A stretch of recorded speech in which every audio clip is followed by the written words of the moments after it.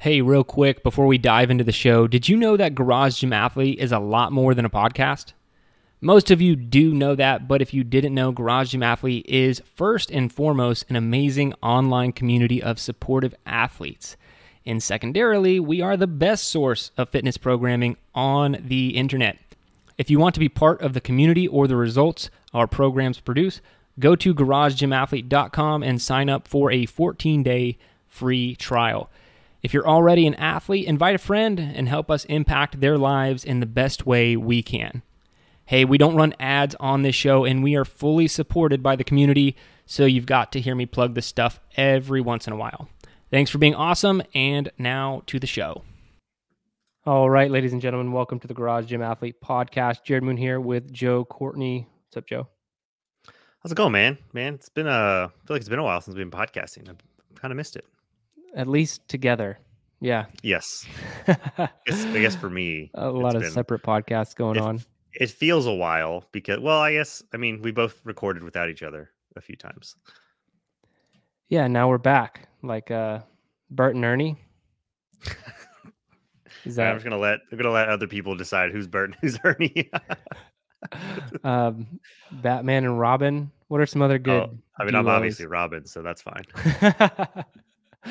What's the Walter White and Jesse Pinkman? Jesse Pinkman. All right. Yeah. Well, I guess I'm Jesse. Yeah, obviously. Maybe I don't like this game. Maybe all right. Let's just go on. I'll move on. Let's jump into some science for the day.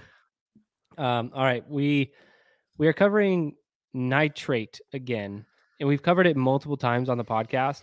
Even I wrote an article about it. I think I published that article in 2012. It's called The Better Human Shot. So if you were to Google Better Human Shot NF3 Fitness, you would see that. I don't actually remember when I published it. Somewhere 2012 to 2015 max. Somewhere around there. Anyway, been covering beets or nitrate for a long time. And like I said, this is another study we've done. But the reason I wanted to do this one is because most of the studies that we cover are relatively small, but promising. And so they're, whatever. There'll be 15 people, 30 people, 40 people, and it will just have some promising result for the consumption of dietary nitrate or supplementation and its benefits in performance. So we've covered this in strength, hypertrophy, endurance, power. I mean, it's been tested in almost every modality, which is pretty cool because even, the only other supplement I know that's been tested like that is probably like creatine, maybe caffeine. And this is getting added to the short list of things that you just know are proven, right? Even though there's still some like inconclusive stuff. So the name of the study we are covering is Effects of Nitrate Supplementation on Muscle Strength and Mass, a systematic review. And so they had 12 studies. So a systematic review is a study of studies. So they had 12 studies meeting the inclusion criteria, and the pooled sample was 1,571 participants. And it was like good to note that one of those studies had, I think it was 1,400 people. And so then all the rest just added to that, which wasn't that big, right? So 12 studies, one study equals 1,400, the rest 171 participants across the other 11 studies. So the systematic review included 5 acute studies involving only 1 or 2 doses of nitrate, which I think is pretty interesting. 7 had chronic studies involving at least 4 continuous days of nitrate-enriched diet, which I wouldn't even still consider that chronic. It's only 4 continuous days. 9 studies involved beetroot juice supplementation. 1 involved potassium nitrate supplementation, and 2 involved dietary changes to increase nitrate intake. And it kind of jumped into the ultimate ranges in the studies, 64 to 1,200 milligrams per day. And typically you're looking for about 400 to 800 milligrams, and performance outcomes, fell on a spectrum ranging from hand grip strength to repetitions to failure tests to CrossFit workouts. Since it's a systematic review, it's just a lot of different types of things. Overall, I'll just say it looked promising, and then we can dive into more some of these individual results. But they're We're not finding a lot with hypertrophy, and I'm actually a little bit surprised about that. At first, I was like, well, yeah, it's not a performance thing, but nitrate seems like it has everything to do with the body's utilization of oxygen and like making your body a better utilizer of oxygen. And I thought that that would help more with hypertrophy. Well, with all the NO type supplements that bodybuilders even take and stuff. But that's not as proven as on the performance side, which is cool because we're more performance based in all of our training and programming. But Yeah. I So will, yeah, you just go ahead sticking with and, that, actually, just sticking with the hypertrophy thing. I actually, because I thought of that as well.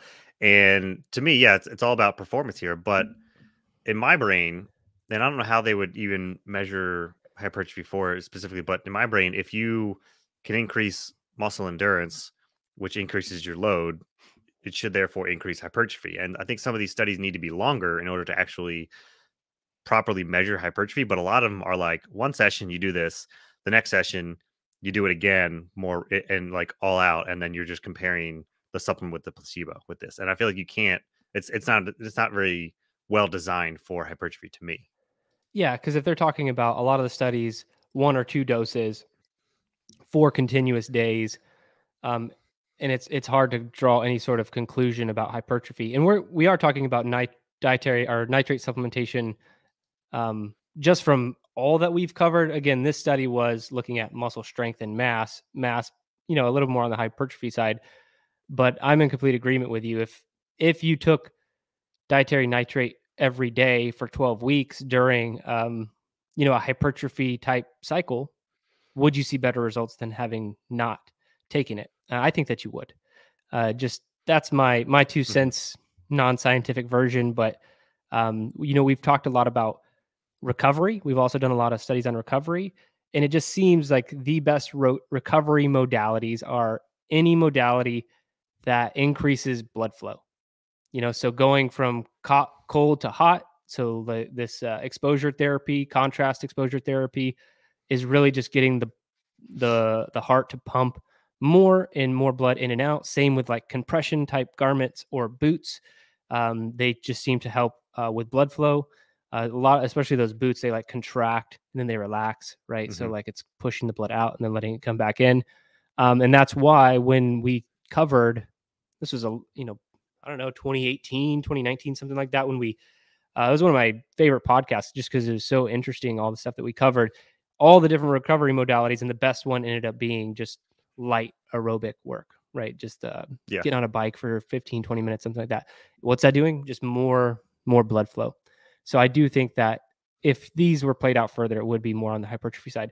But overall, it does look like it's beneficial. If I could get to their ultimate like takeaway, it says these findings indicate that muscle strength gains are possible provided the dose, format, frequency, period, and exercise tests are appropriate, which is a hilarious takeaway because that's so many things.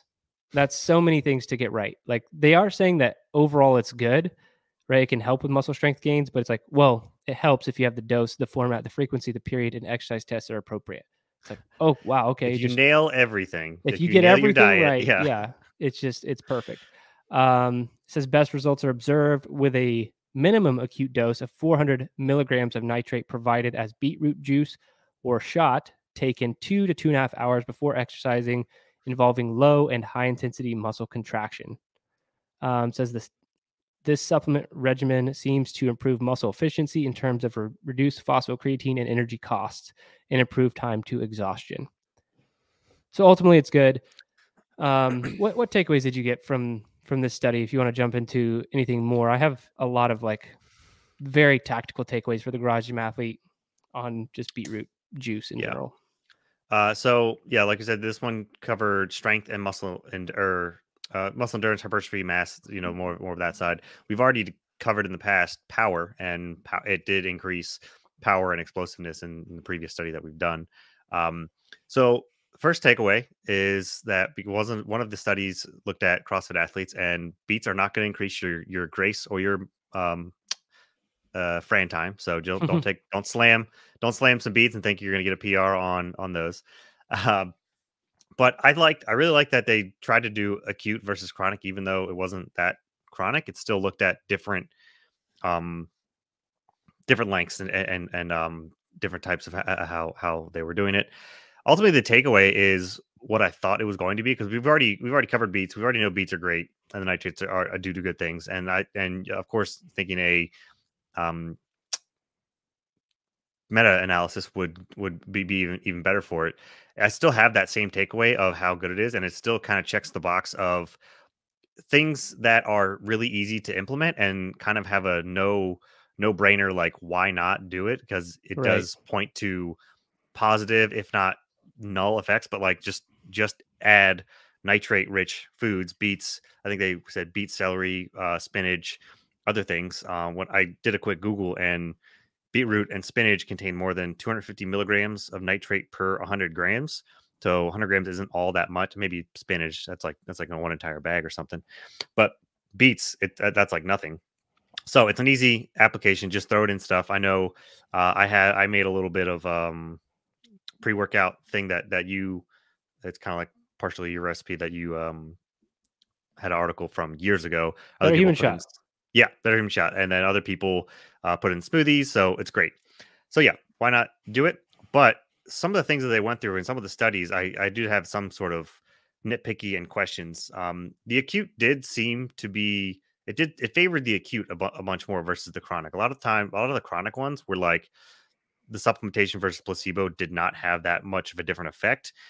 And I wonder if it's because, like we said, the chronic wasn't very chronic. It was like 6 days. And then a lot of the doses were done 24 hours. Like the last dose they got were like 24 hours, maybe even like the newest, the closest one was like 12 hours Hmm. before exercise.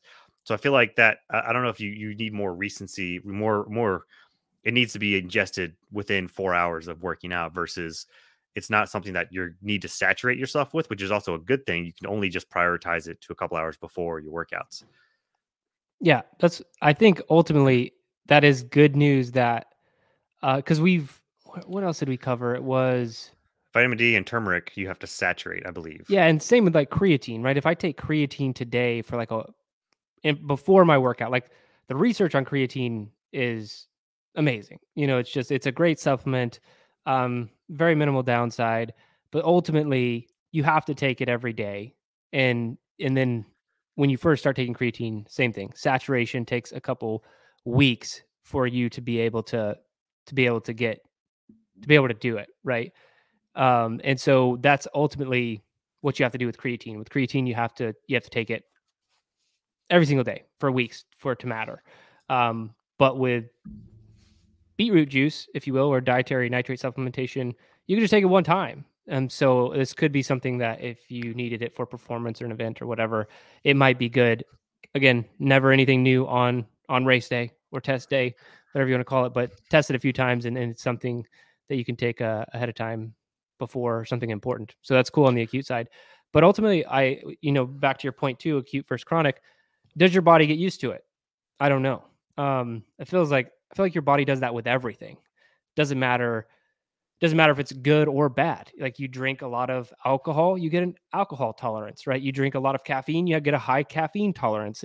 Your body just grows more accustomed to things. So I do wonder. I mean, there's definitely like a top end of like how beneficial this could even be for you, but does it kind of flatline after taking it for a couple days or weeks and it's not really beneficial anymore? That's another question I have. Yeah, so it's not even, you're not building a new habit. You can even cherry pick of when you kind of have this. Maybe only 1 or 2 days a week during certain strength or explosive workouts. Something like that, or maybe your conditioning days. So that's also why I think it's a no brainer to just do. And then if a lot of the acute, so some of the acute ones where they did like a warm up, 1 or 2 warm up sets, and then they did like 1 or 2 sets of max reps at a certain weight, and one of them was squats, and 2 of them were bench, and those 3 all resulted in the beats being better. So you're getting more reps out of squats and bench or whatever movement you're doing, and therefore, if you get that acute effect, then if you extrapolate that over a cycle, if you're getting more reps every day while you're doing this, then you're going to have more hypertrophy, more load, more gains over a longer period of time. And so therefore, to me, it adds to chronic gains versus just Right. taking something for a week or so and comparing. Also, the main issue that I had with most of the chronic tests that they did, or what they were testing, knee extensions. Again, all of these knee extensions. I feel like they're not getting much out of these knee extensions and these programming protocols to measure stuff. You're just like null findings on everything. Yeah. Switch to squats. Um, yeah, I think that a lot of the individual studies and some of the studies I couldn't find go further on, like when you get into power.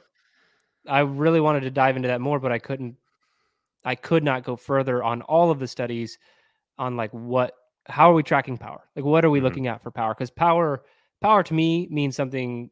I mean, power universally is the same thing, but to each person could mean something different. Like power to me is moving a barbell quickly. Like the barbell velocity is power, which we've seen studies on, and they say that nitrate can help there. But power could also be maintaining a certain wattage on a bike, and they might consider that to be endurance. But all that to say, it's really like kind of proven across all these areas to some degree. Some of the findings are null, but like you said, it could just be from the study design itself. But it makes me feel like this is like the concurrent training athlete supplement because it helps you across every single area. And it just seems to be pretty effective. And I'm the exact same way as you. Is what you're saying is like how easy it is. Anytime I'm considering taking a supplement, my first question is what's the cost? And I mean that in the actual financial cost, what's it going to cost me? Is it worth that amount? So financial cost, but then also the trade-off for, is there a downside? Is there something more detrimental to my health by taking this over and over again? Like with some other supplements that might be high in caffeine or something else that could ultimately end up being bad for you. And I don't really see a lot of cost either way on this one. I think it's ultimately good for you. And Yeah. I was going to get into the actual cost. So I wrote this down because I was curious.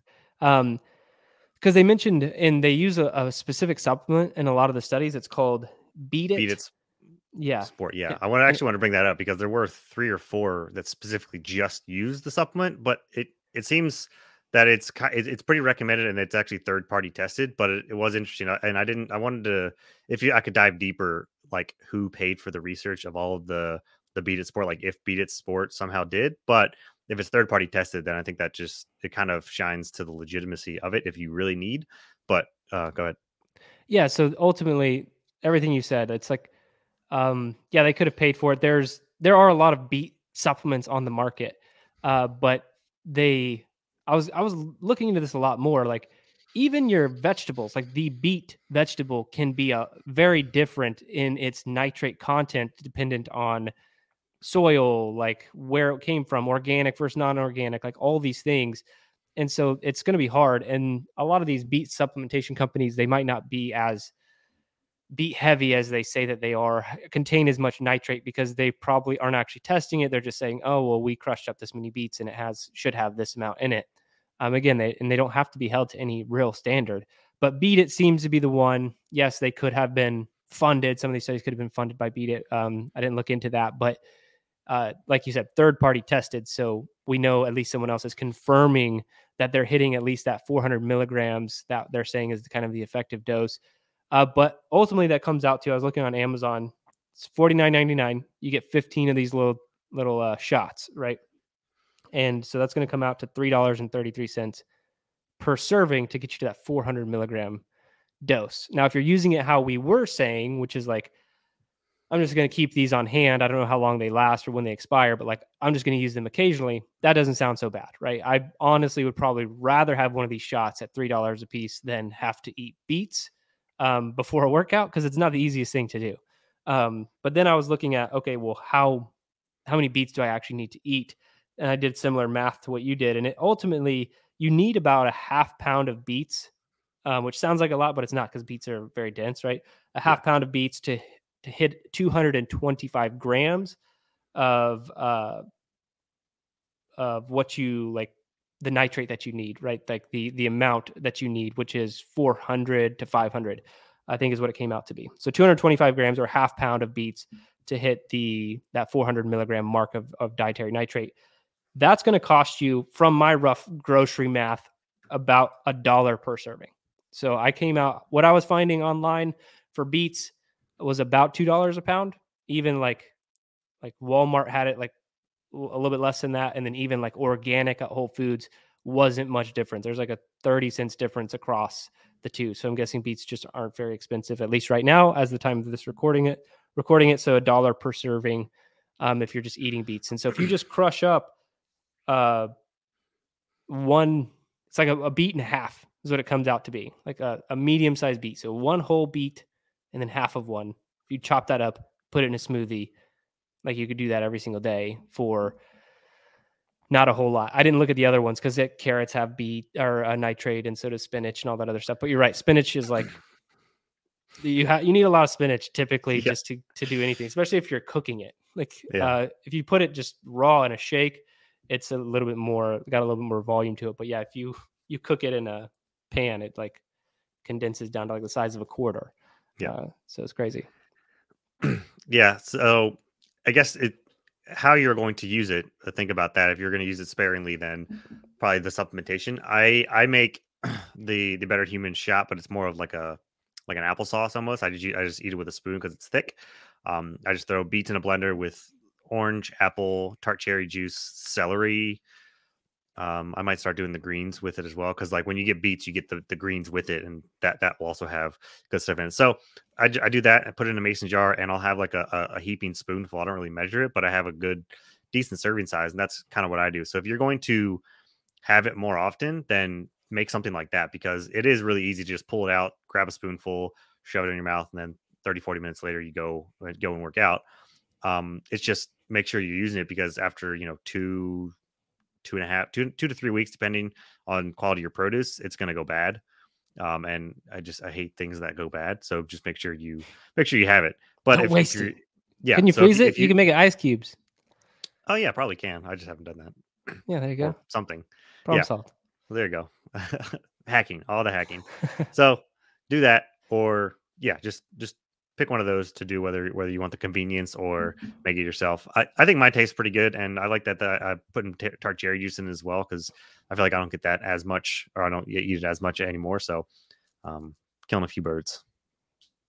What made me think of that is my mother-in-law was over here not that long ago, and she opened this bottle of wine, and Emily and I are both like, we don't want any. She didn't ask us beforehand, but we were just like, no, we're good. And so she had this whole bottle of wine to herself, and she started pouring it in like an ice cube tray that we had. And I was like, what are you doing? Are you making wine ice cubes?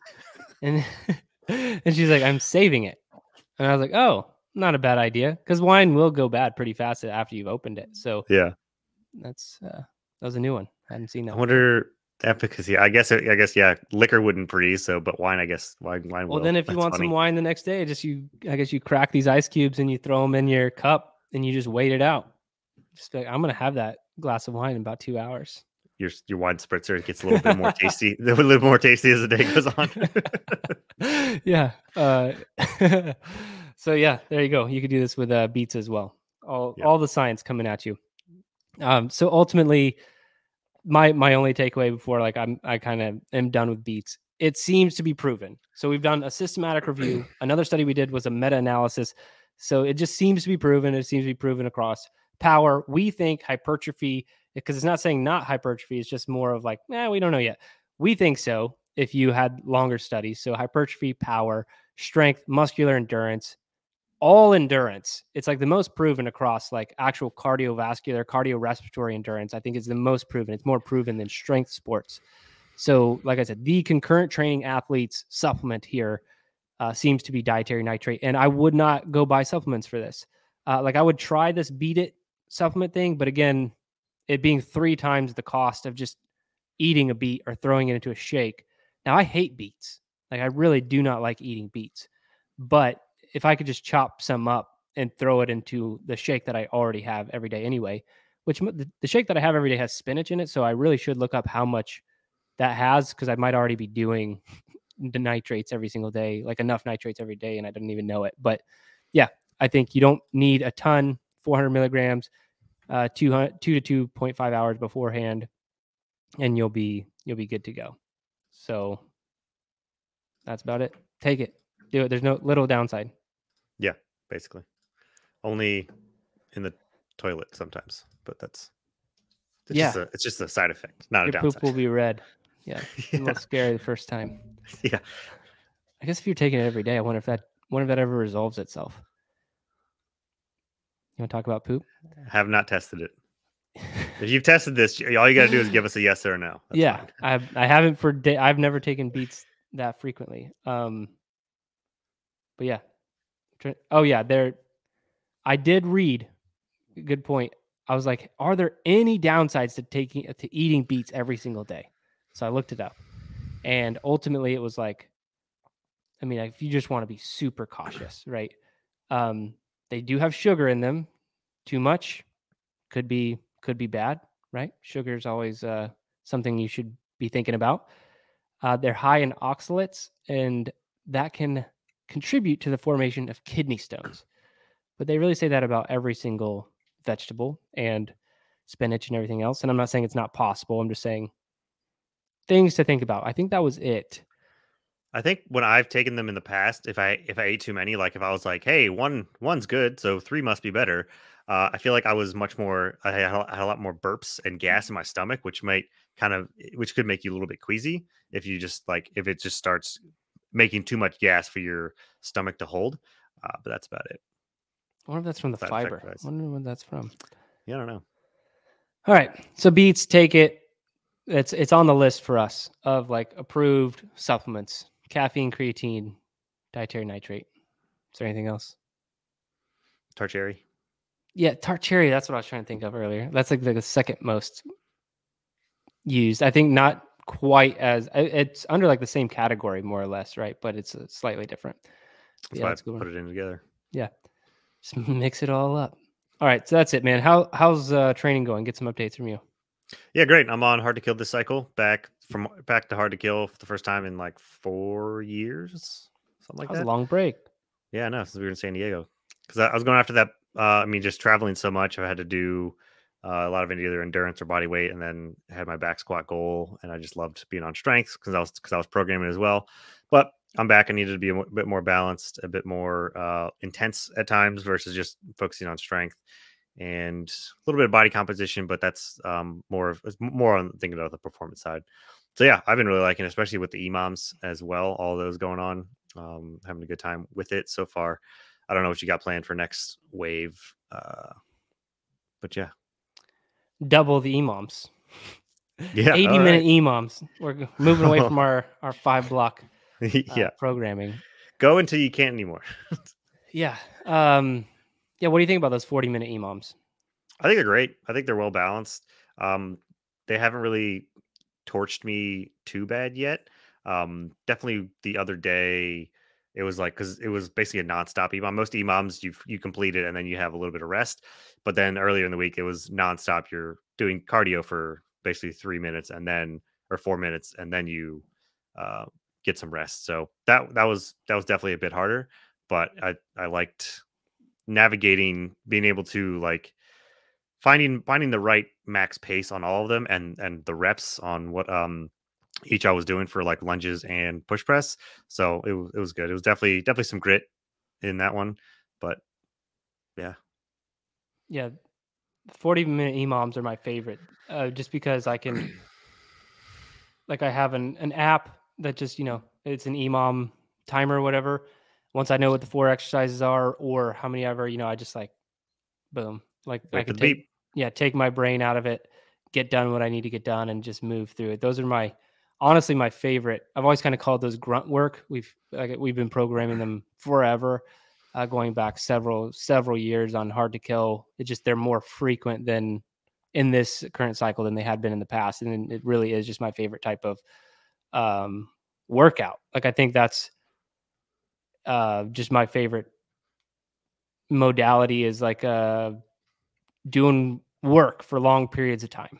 That I don't have to be overly intense, but I can just kind of go my own pace, and you just don't stop. I think those are my favorite ones.